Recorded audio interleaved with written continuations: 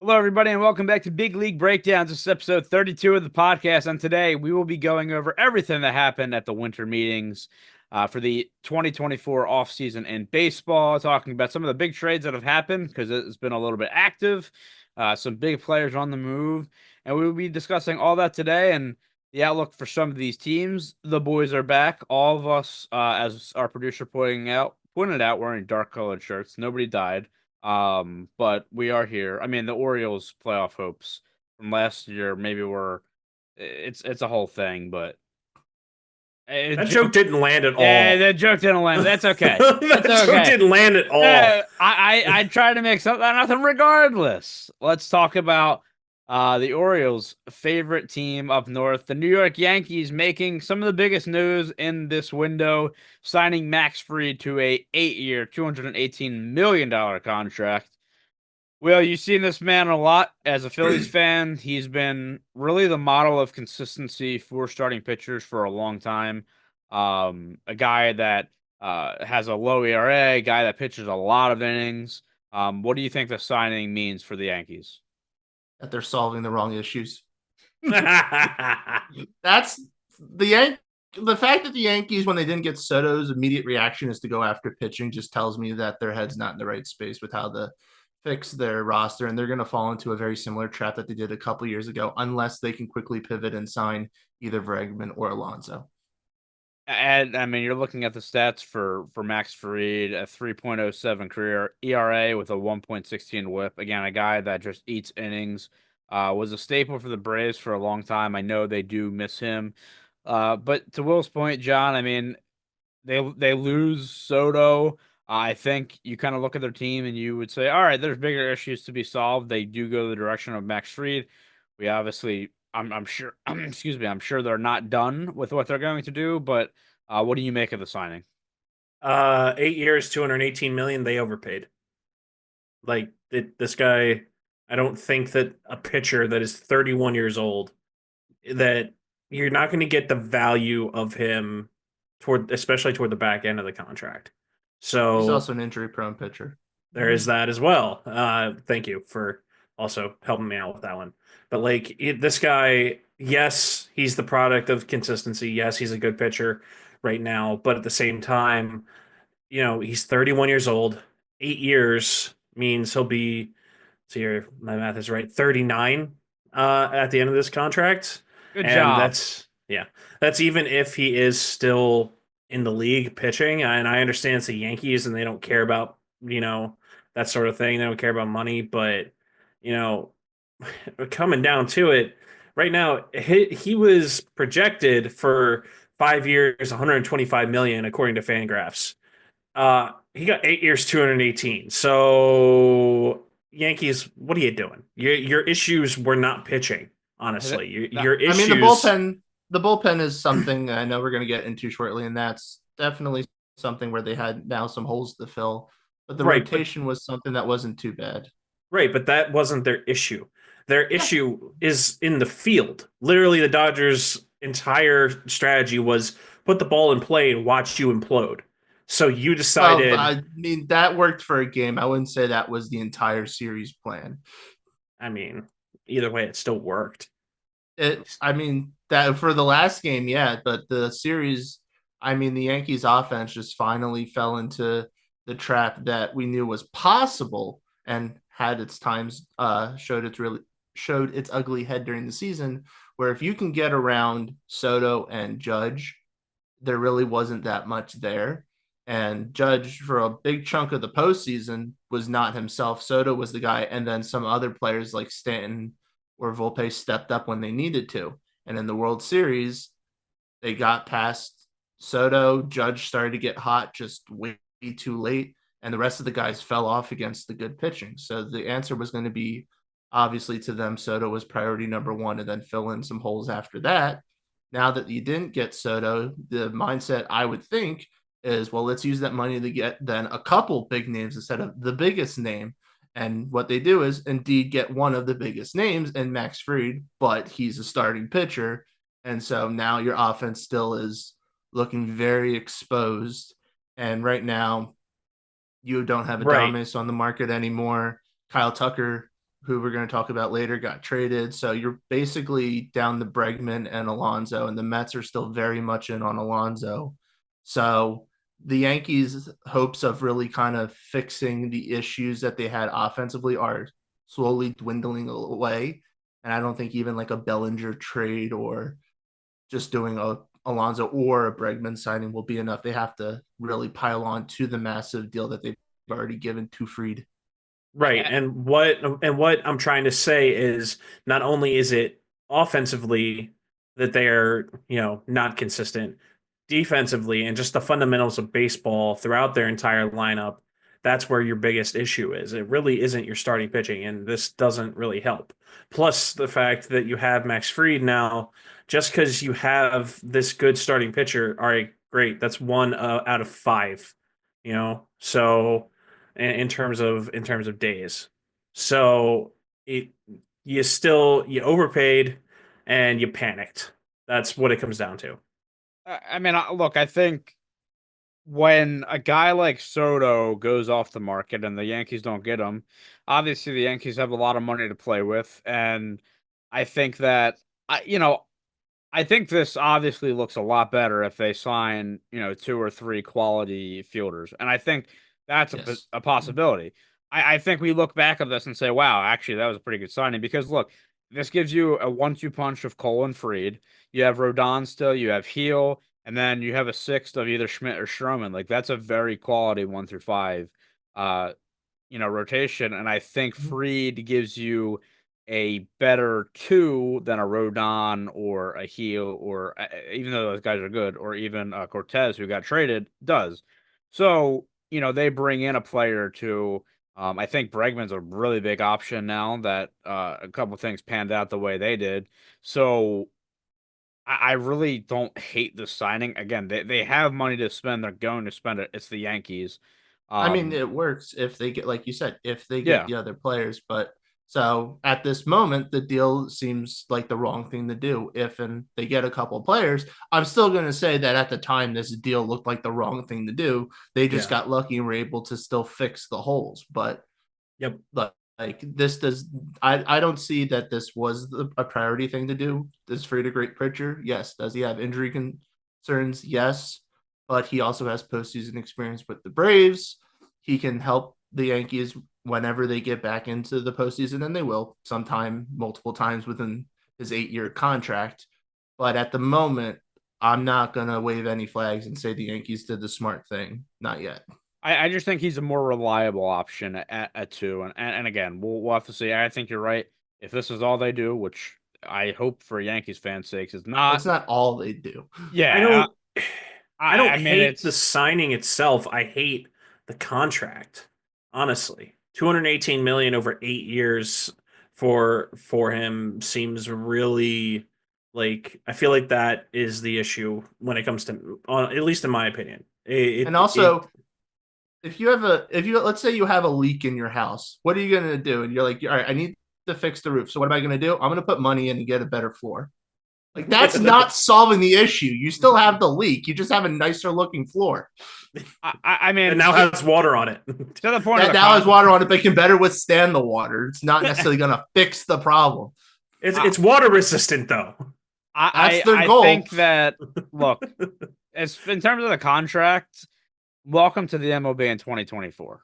But If you, that's but John, no, I get it. I get it. That is a dumb argument. No, Ty. it is. That is dumb. It is the truth It is because true this offseason. you have to pay for play. Again, it's the Yankees. They can pay whatever they want, so they are going to hike up the price. There's You can say paying for it's players, dumb. but then there's overpaying. I agree on that point. I'm just saying in this market, Max Fried was one of the top 3 pitchers on the market. If you want a guy like that, you have to overpay. That is what happens. You have to overpay to guarantee you're getting that guy.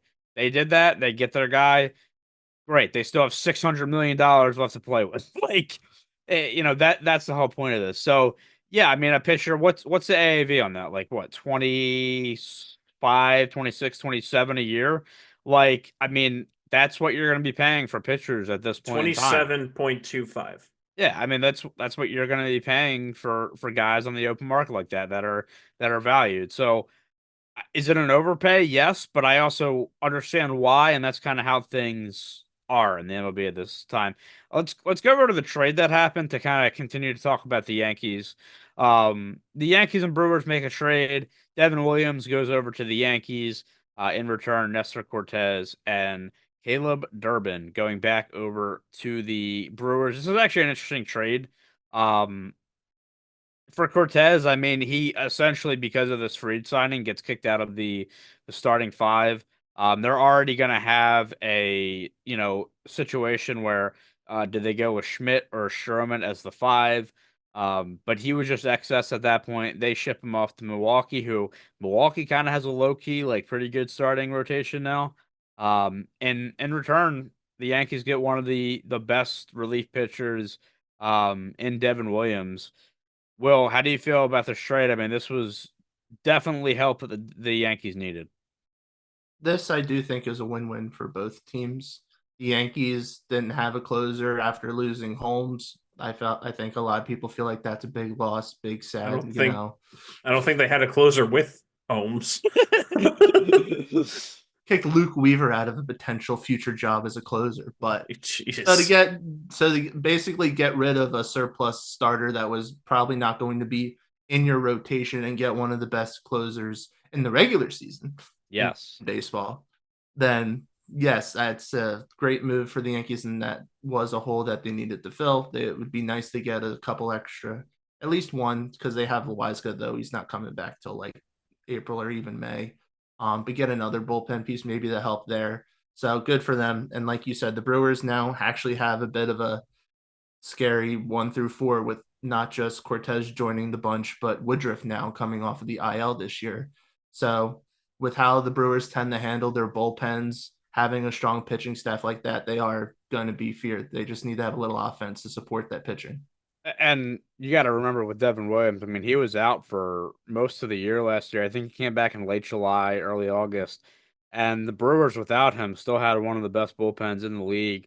Obviously, a big loss for them, right? I mean, at some point, it's going to be like, man, kind of miss that Devin Williams guy. And look, as a Pirates We fan, said the same thing about Burns. I Whatever. I'm look, done look. I doubting mean, him. as a Pirates fan, I'm happy when Burns left. I'm happy when Devin Williams left. It's really the case. Um, and I guess to that point, John, now you have another elite pitcher coming into the division. Again, we know what he's done in the regular season, some shaky stuff in the postseason, which I'll get to in a second.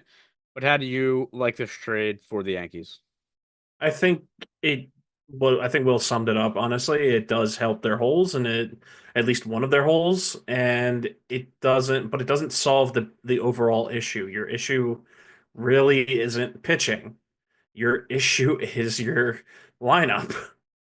You have one guy, and that's obviously that's Judge, so that's a big guy, but you have one guy that produces regularly. Everybody else is Joe Schmo. Like, cool, you know? I, So I, I mean, as Will said, I think this is a really fair deal for both teams. Devin Williams goes to the Yankees. They need bullpen help. Again, Cortez makes that a scary looking rotation. And then not for nothing, the prospect they're getting back in Caleb Durbin, um, honestly has a chance to start for them this year. He's a middle infielder. With the loss of Adamas, they haven't signed anybody yet. He batted 287 with 10 homers and 31 stolen bases in 82 games last year. well, are Um, they planning on keeping Joey Ortiz they're gonna at third, or are they going to right. try and move him to short? Because he So did come up as a shortstop. yeah, so Depends on that what would be the they whole if they thing. try to get someone off of the market. That's basically it. Yeah, and I know Tarang's there too, so that was the whole thing. If they put him in, they might have to shift things around. But again, I mean, he was good for their AAA team last year. So he might get a shot with that Adamas departure, but Cortez comes in, he's been quality, man. And this is kind of a funny trade in the sense that this is two guys that are getting traded and they're going away from teams that are going to have a bad lasting memory on what happened. Of course, Devin Williams comes in, gives up a 3-run shot to Pete Alonso, loses them that game. Cortez grooves a fastball right down the middle in the World Series. That's the last time we've seen him. So it's kind of a weird trade in that aspect. but I think, I mean, you have two quality players here, and I'll go over his stats real quick, and then I'll pose the question to you guys. But I think everybody's going to say, oh, well, Devin Williams is a great pitcher in the regular season and terrible in the postseason. Yes, there is some truth to that, but small sample size. Only 3 games, only two in a third innings pitch. ERA 23.14. That could come down a little bit. And the 3 starts he's had. I mean, 2023 game 1 against the D-backs. Comes in down 4-3, walks 3 batters, gives up a 2-run double, and that breaks the game open. 2024 game 2, which people will forget about because of the bad. He closes out the 9th in a 1-2-3 inning against the Mets. But then that next game in game 3, enters in the 9th inning in a clinching game up 2-0. Walks in the door, gives up the single to Nimmo, and then Pete Alonso hits a bomb, and Winker adds an insurance in that. So obviously, people are scared with the postseason stuff that Williams has had, but again, small sample size. So, Will, I mean, what will you say to that point? Do you think that Yankees fans should be scared with Williams when it comes to that? Do you think people are blowing it out of proportion? What do you think? I don't think it really matters with the Yankees fans. If he does good enough, they'll be happy with him. He screws up, they'll hate him. I mean, no matter he could pitch, have an ERA above 6 in the regular season, and if he pitches great in the postseason, they'll love him. If he has an ERA below 2 in the regular season and gives up a series-ending home run or something in the playoffs, they'll hate him. He'll be a really good pitcher for them, and he'll be better. He'll help them more than he'll hurt them. Is basically how it'll come down to. So they'll like him. It's just whether he'll do it at the right moments and whether those thoughts linger. But there's nothing you can do to predict how well they'll really be received. I still think this is the Yankees reeling from losing Soto. Well, but this is a good acquisition. No, this one they did need a closer, so this one made a lot of sense. Look, they've been looking for a staple, and especially last year, really exposed it. They've been looking for a staple closer now for a little bit, and you would imagine you finally get one in Devin Williams. I think, again, you look at the stats, anytime you see an ERA that's 23, you're going to be like, wow, that's crazy. But yeah, I think it's a little bit blown out of proportion. I think if he gets there into the playoffs, he'll be fine, and he'll be a staple for the Yankees going forward. And I think Nestor Cortez, again, the last thing that happens with him is he literally throws a fastball right down the middle. That couldn't have been more perfect to Freeman if he tried. Aaron Boone put him in a losing situation, and he did. It's not really. He could not have placed the ball better. Like walked up to the plate and placed it on a tee better for Freeman. But he was good for the Yankees, man. Like over his career with the Yankees, he was good. I mean, his career ERA is 3.8, but you had that elevated 4.97 ERA in 2023 when he only had 12 starts. But I mean, 2.44 ERA in 22, 2.9 in 2021, and he joins the staff as you said. Woodruff comes back. They have Peralta. They have Savale. Tobias Myers was a gem last year for them. Like, and it's the Brewers, right? Like, Caleb Durbin's going to come over and be the greatest second baseman of all time. Like the Brewers just have a way, and I feel then he'll get signed by the Yankees once his contract's up. He's going back to the Yankees. No, I just feel like this, as you said, it's a good trade for both teams, and this is somehow going to work out for the Brewers, man. They're still going to find a way to win 95 games next year. Like it's just how they roll. They're going to find. I thought when they traded Burns, they were throwing in the towel. I thought when they lost to Damas, there was no way they could recover. You know what? Screw it. They're going They're going to figure it out. They're going for the White Sox roster. I want to see what Murphy does with that. I mean, they just find a way. That division's such a joke. Let's be honest. They can win it with 85 games. They'll be fine. Yeah, I mean, it'll be interesting. I want to see if they do anything still to replace the middle infield, but knowing them, I think they've seen his stats. They said he's probably on the cusp of playing. We'll fix him, man. We'll fix him and bring him up, so he should be good.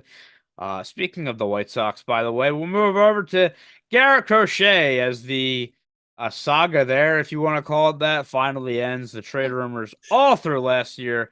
He is finally out of the hellhole and going to a different pair of socks in Boston. Does he go back into the bullpen? here. No. I don't think Why so. do you but keep No, bringing why this do you think up? that's an option? I don't think so. Quiet, mute him. That was a bad take. Move on. I asked the question. You asked a No. horrible question. Okay. No, Will you let me no. finish? Would It- you No. let me finish? Let's Because Still no. there were still there were I remember around the trade deadline there was a big thing of people wanting to trade for him but putting him back in the bullpen. He refused.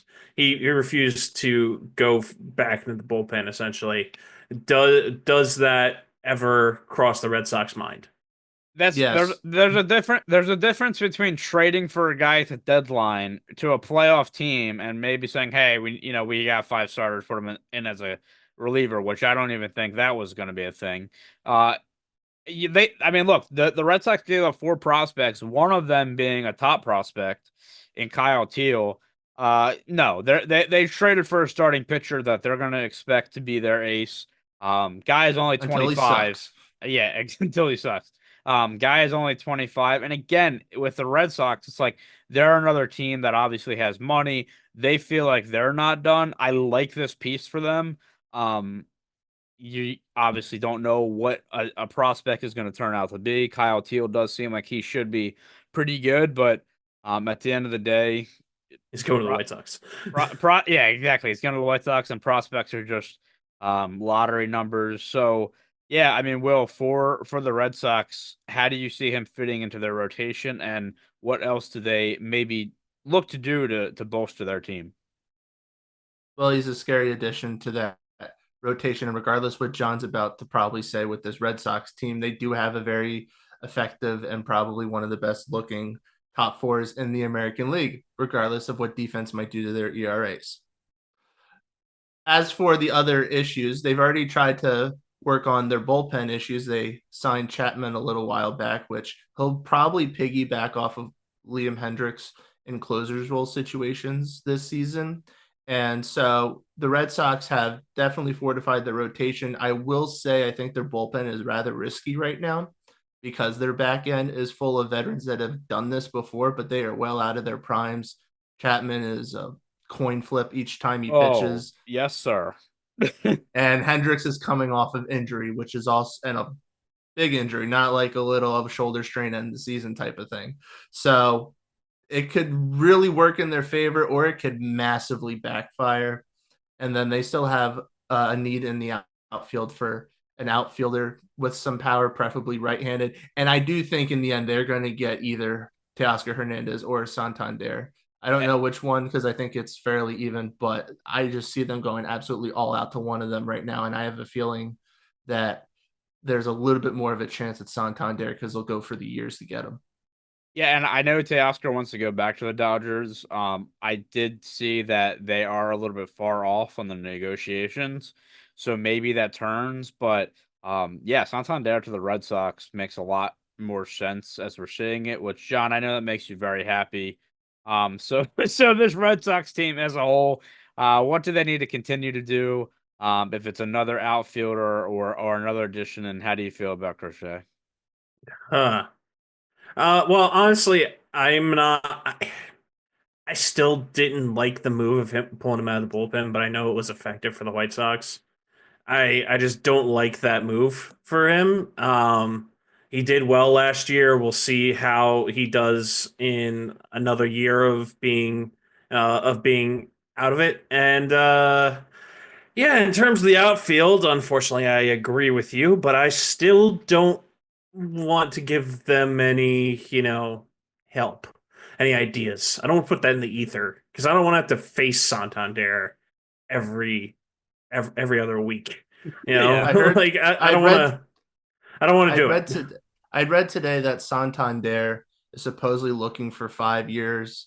Some of the projections had him at a 4-year contract this offseason. So the fact that he wants 5 is not shocking, given how a lot of players seem to have gotten more years, and odds are it could bump up to 6 the way this market's been going. So it's who's really going to be willing to offer 5 or even 6 years for a power bet. And I think the Red Sox, since they are completely in it and they're now going to have to combat the Yankees pitching moves that they're going to try to get that power. I almost don't.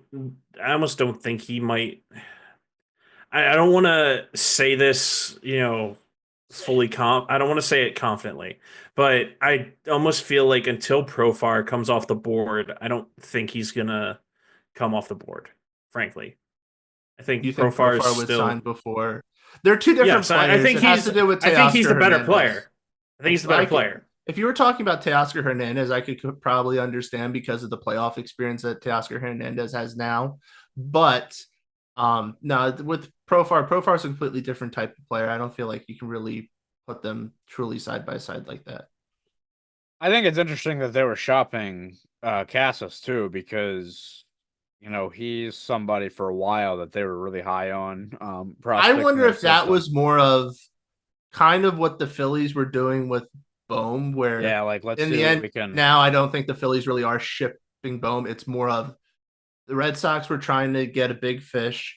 Yeah, They could wrangle in Crochet without giving up Casas, and so in the end, they're just kind of stay where they are with him, and they got the big guy anyway.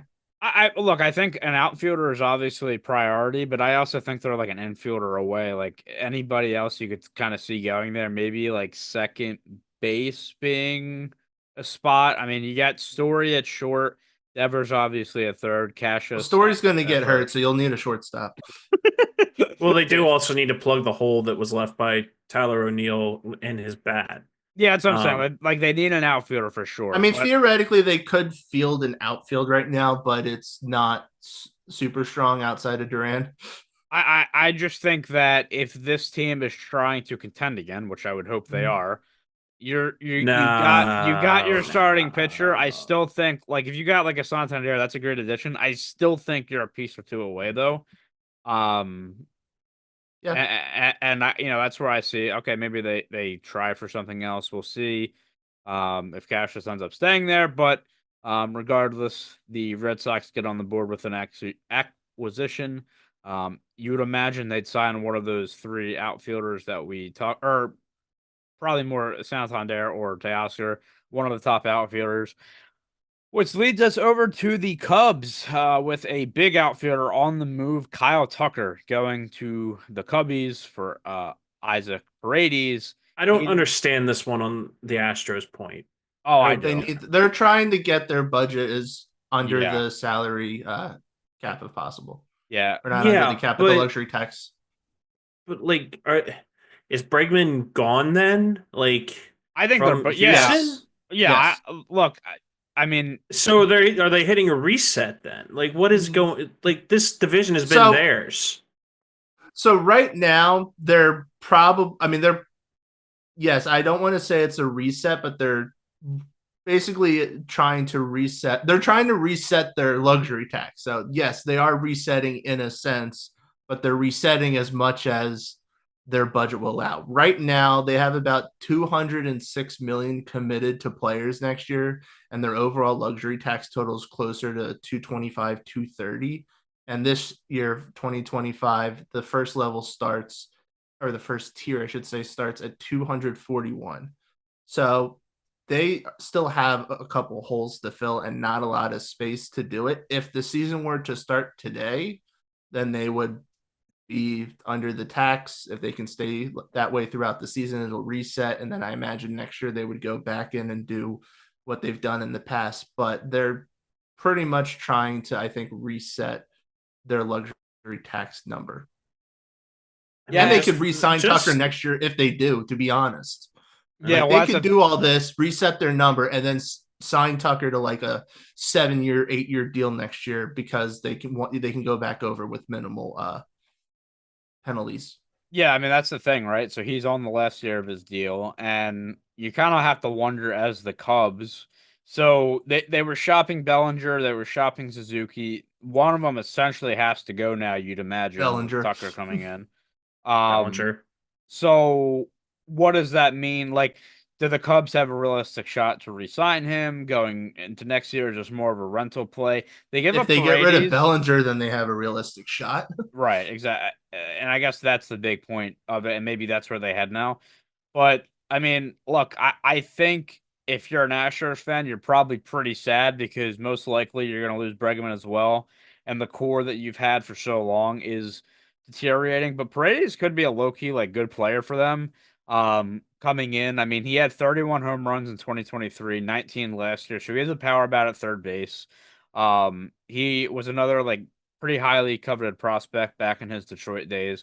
Only 25 years old, so I think that if the Astros are doing what essentially what Will said, right, and they're trying to get their number down, I don't hate this.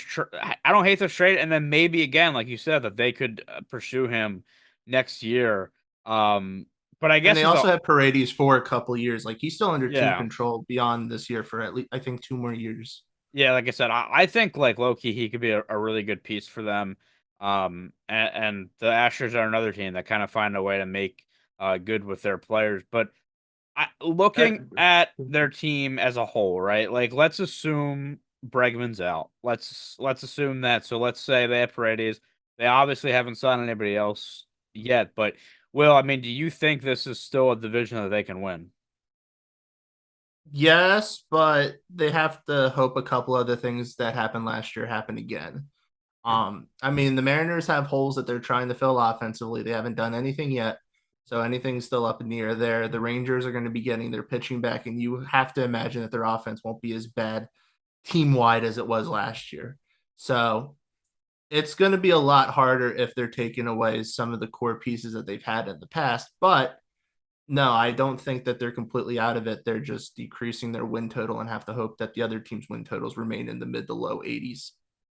Yeah, I mean, I think a lot of it comes down to what the Mariners do. John, I mean, what is your take on them? And again, do you see them? Because here's the thing. I mean, it's really a three-team division, as we know. So, I mean, do you see the The Mariners A's, or the Angels, and hey, the Angels and A's are spending money, so maybe they'll be there. But the I A's mean, have to.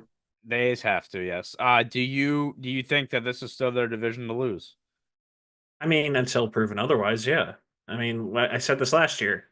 Until proven otherwise, it's still the Astros division. I mean, it's a very, I don't want to say it's a weak division, but it's not filled with the best, you know, franchises. Let's put it that way, that have been the most successful, or honestly, the most successful franchise in terms of winning a championship over history has been the Oakland Athletics. Oh, I'm sorry, the Yeah. Sacramento. I'm sorry, the No, Vegas. you're not technically all right. Technically, it is the Oakland Athletics when they were in Oakland that they had that success. They aren't currently that now. Right. But Sorry. you're not completely. The homeless A's are There you technically the most historically successful franchise. And that franchise doesn't want to spend money. They were They forced to have spend to. money. Yeah.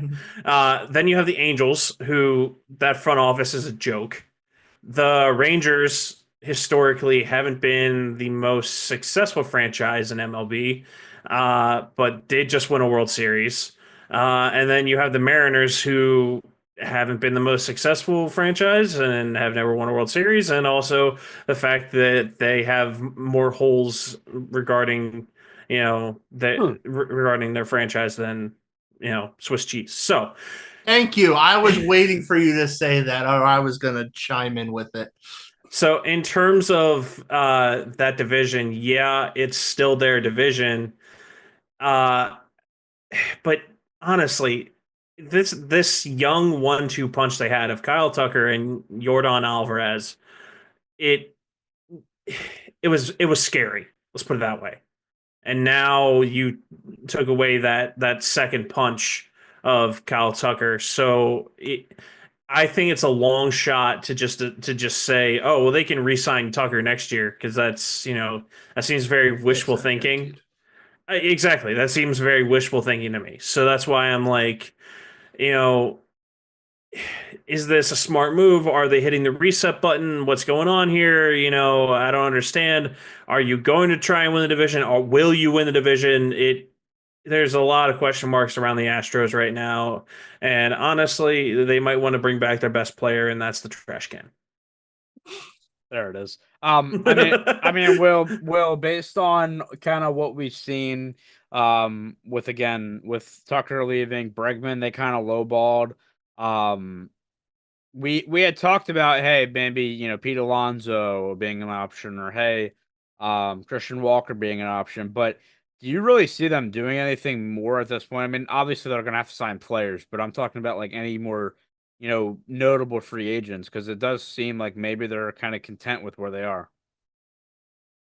I mean, if you're gonna talk notable from the top 10 or 15 free agents, then no, I don't think they're really gonna stick their hands in there. If they do, it's because they somehow unloaded more money, and that seems hard, like impossible to do at this point. So I think that there's still some complementary pieces they're gonna do to help in the bullpen, maybe at first or in the outfield. But for the most part, I think they're pretty much set core wise with most of the starters, and they're just really trying to, I think, keep the team afloat as they get starting pitching back during the season from injuries. And hopefully, if they are in playoff contention by September, then they can get maybe a healthy Christian Javier, Lance McCullers back, and then they can have a strong rotation and hopefully a better bullpen that can keep them going into the playoffs for a little bit. We'll have to see how it goes down in H Town. Definitely going to be a new look from Space City. The team that we've seen, man. Like Altuve is the last. Altuve and Jordan, kind of the last two big guys there at this point. We'll see Honestly, what happens with them. he is not the person if I was the Astros GM, I would have tried trading Altuve. That would have been my move, but that's just me. I understand he's your core guy, but that's like kind of that's like the switching Yankees to trying to trade Derek Jeter. I mean, it's all a contract thing, right? Again, I think Tucker being on that last year, I think that's going to be a big loss. I think. Let's just be honest; they screwed themselves with Jose Abreu. That's really what it's come down to in the end, because that's roughly $20 million that they're going to have to eat for one more year. So that deal has just absolutely destroyed them. Yeah. I think for them, they're going to have some of their guys step up, right? Like Paredes has to come in and step up. Pena at short is going to have to kind of not live up to his expectations, because he had pretty high goddamn expectations. But he's. I mean, they have outfield. They could field a team for opening day if it were tomorrow. Oh yeah, exactly. And be respectable enough. That's why I'm saying they have to choose where they can upgrade a couple within the budget limit that it's they crazy still have. After this very successful rebuild and this modern day dynasty, then now we're saying, oh, it would have been acceptable. The team they have now would have been acceptable. These teams at a point where that's just what happens at time with these teams. Like, they're not going to last forever. Eventually, you're going to have to pay them big bucks to keep them around, and eventually those contracts will catch up with you. Yeah. That's what I said. I mean, do I see them making another big move? I'm not really sure now, but as you said, I think they're fine with their opening day roster, and they'd be okay with fielding that. Can they phone this? Can they phone this year in and still win the division though? I don't know. Again, the Mariners can't get out of their own way, and the Rangers got to show me something. And the Rangers, the Rangers are the team that I will, depending on if the Rangers make some pitching moves, they're the team that I would fear the most for the Astros. Yeah. Let's go over to the O's real quick, John. Tyler O'Neill comes over, which obviously is a nice signing, I guess, but makes you a little bit sad because the writing's on the wall for Santander. And then Gary Sanchez comes over, which is basically replacing the man who took a fastball to the face last year for nothing. Let me put it to you this way: James McCann is good defensively, offensively, and Gary Sanchez, in terms of his position, he's going to be the number 3 catcher by May. Let's be honest here. So that deal is just a plug, honestly. In terms of Tyler O'Neill, if he can stay healthy enough, then it would be, we're in a treat for a 30 home run guy.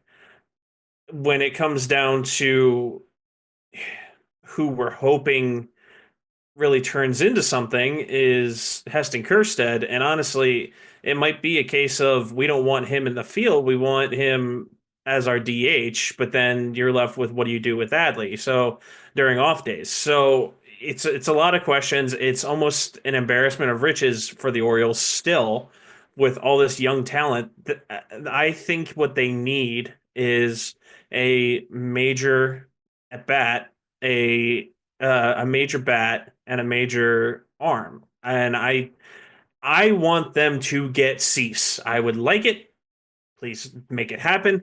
And don't overpay for Corbin. Blah, blah, blah, blah. Don't overpay for Corbin Burns. Thank you. Overpay. Look, I mean, what are they? Cease, they're gonna have to give up a lot for, though, right? So, like, do they do that? I don't know. Like, if they sign Burns, would they be willing to do that? That would be my question. I mean, not if you sign Burns. That's what I'm saying. Like, are you saying as accompanying each other or one or the other? Look, let's be honest here. When it comes down to it, let me look up Dylan Cease's contract real quick. Will you go? The Tyler O'Neill deal to me is an extremely risky one. That, I mean, you're guaranteeing that he's going to get injured at some point. I feel like he's never really been healthy for a full season. Yes, he can have power, but he hasn't been consistent with his power.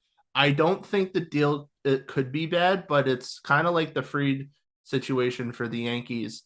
It's risky initially, but if, let's say, the Orioles do resign Anthony Santander or they get another complimentary enough piece to replace him, then the O'Neill deal looks a little better, because now you got what'll be either another corner outfield position or a DH that has power, and that will definitely be better looking ahead to what the Orioles couldn't do last year, which was hit left-handed pitching. Well, that's the thing, is that I don't think that this is meant for Tyler O'Neill to be our every single day right fielder, because left field belongs to Cowser unless something happens with Mullins.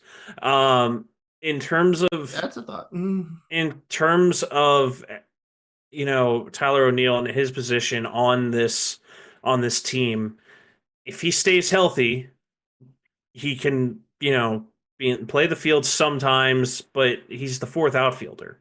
I don't foresee him being made into the starting right fielder that's meant to be there for 162 games. When it comes to trading for Dylan Cease, by the way, just to jump back to that, is his contract. He is a free agent after next season, so it could be possible that the Padres would want to deal him just for a year. And has he really produced for them? Not so much. So it might be the time to go get him. What he was with the White Sox. Yeah, I mean, what he was with the White Sox was really good, and I wanted him last year. Didn't get him last year, which is rough. You got Corbin Burns. Don't be too greedy. Don't tell me not to be greedy. I was living off of pennies forever. No. You let like the 3 or 4 like big market teams that buy everyone, and you get the leftovers.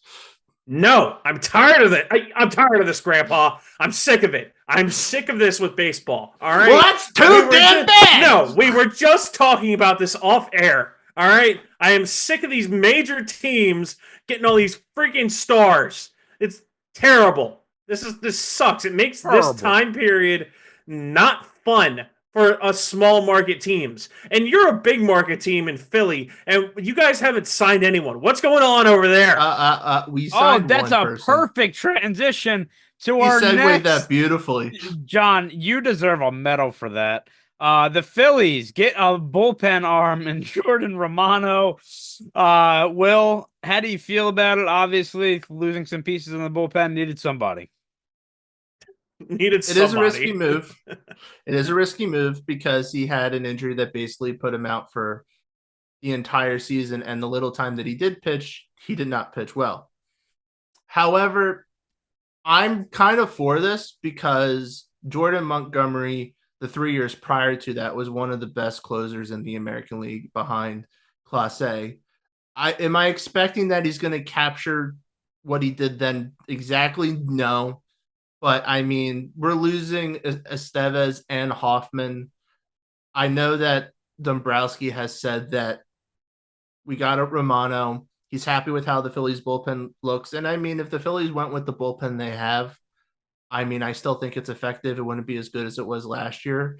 But the Phillies, I do believe, are still going to be in on another back end right handed pitcher. I know they'd like to re sign Hoffman. Maybe they go for more of a veteran in a 1 year situation and like a Kirby Yates. But I think Romano is a player that I'd be willing to take a risk on. So I do think it's a good move in the end. Yeah, I mean, look, they had to replace some of the guys that are going out. We'll see if they elect to add any more arms. But I mean, Romano was pretty good for the Blue Jays at times. So I like the signing. I think that he will add something for them. Like I think he's a good Hoffman replacement, honestly. Estevez more than Hoffman. Yeah, but I think like the Yankees, you still need help with your fielding in terms of the outfield. We have two holes. I mean, one's the outfield and one was the bullpen. I don't think it's we had both holes and they were fairly even as they were and how much they were needed. So we're not complete with the bullpen situation, but we've made enough that we're at least helping fix that situation. So you still need help in the outfield. Offensively.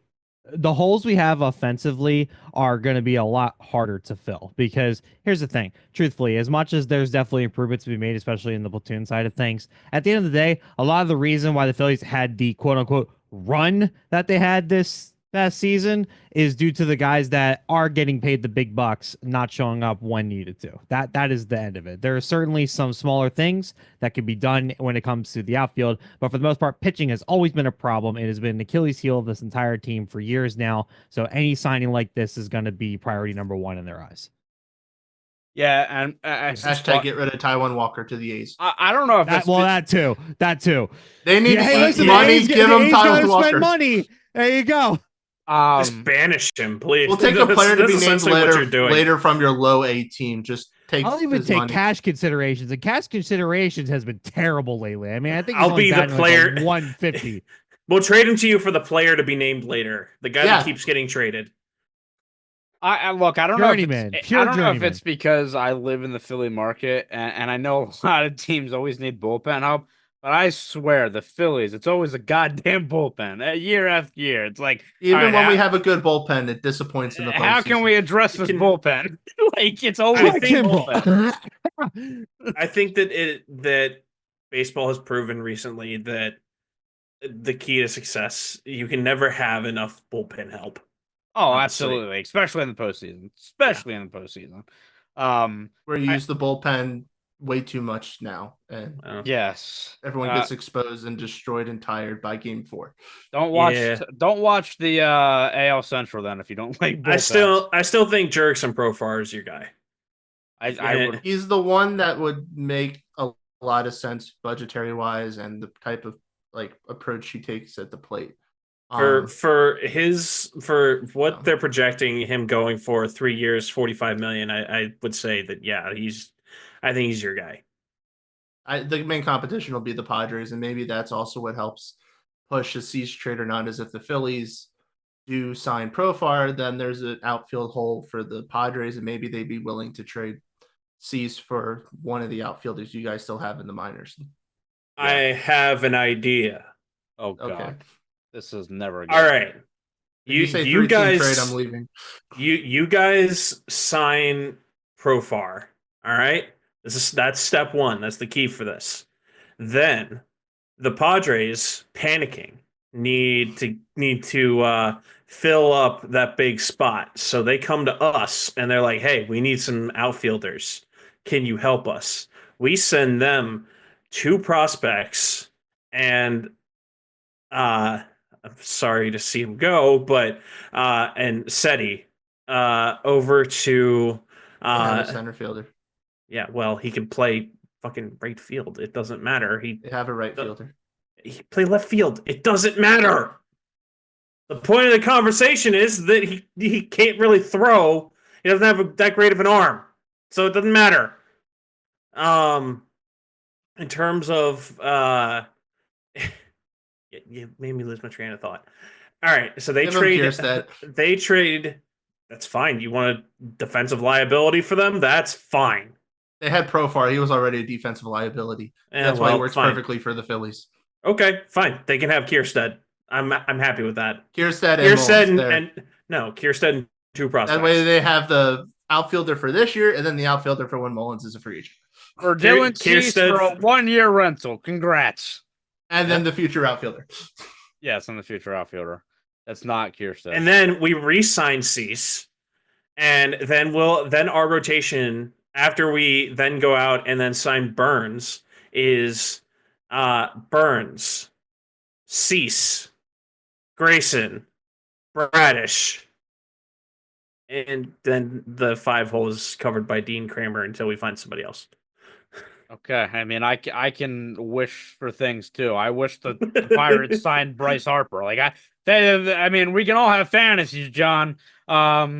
You also didn't add that the Orioles take the salary dump of Taijuan Walker, and he's their 5th starter. So that's what you were missing. No. We don't need him. That was the trifecta. I wanted him. I gotta be honest. I wanted him. I mean, he was good.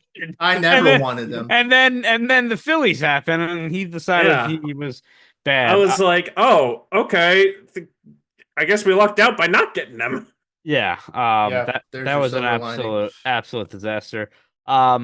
I think that's all I really want to talk about. I don't know if you guys have anything Can I else. ask a question? All right, we got some big pieces left on this board here. You got Mhm. Profar, Bregman, Burns, Teoscar Hernandez, Santander, Flaherty, Santana, Christian Walker, Peterson, Manaya, Kim, Jose Iglesias, Are you and just going to Andrew read the Heaney. entire free agency? No, list? I'm just going down the big names. All right, so here's my question: What is My cousin Jimmy, my father Troy. with one of those names? Where do you think is a lock that they will end up? God, I have to remember a name that you said. Bregman to the Yankees is a lock. Oof. That's my lock. And which sucks because I really wanted to see him on the Tigers. I'm not going to the Tigers. The Tigers. Tyler is no longer a Pirates fan. He was a I Tigers really- fan. I really do through, love bro. the Tigers, dude. He They just like- likes they teams make- in no, the no, listen, central of listen, each listen. league. Listen, here's the thing about my baseball fandom, right? I love baseball from March till like June. It is like the best sport. The dog days of summer hurt. The Tigers made me love baseball in October for the first time in so long. Okay. Okay, That's to be why. fair to him, as a Pirates fan, he's never had to experience. He's never gotten to Exactly. experience that. Baseball so. was fun. Nothing with the more than Green getting to the Tigers. wild card round and then losing. Yes. I like how we do this podcast. We did so many episodes during the postseason talking about things, and it was the Tigers out of all things that made him They love were the baseball. best story Not in the fact baseball.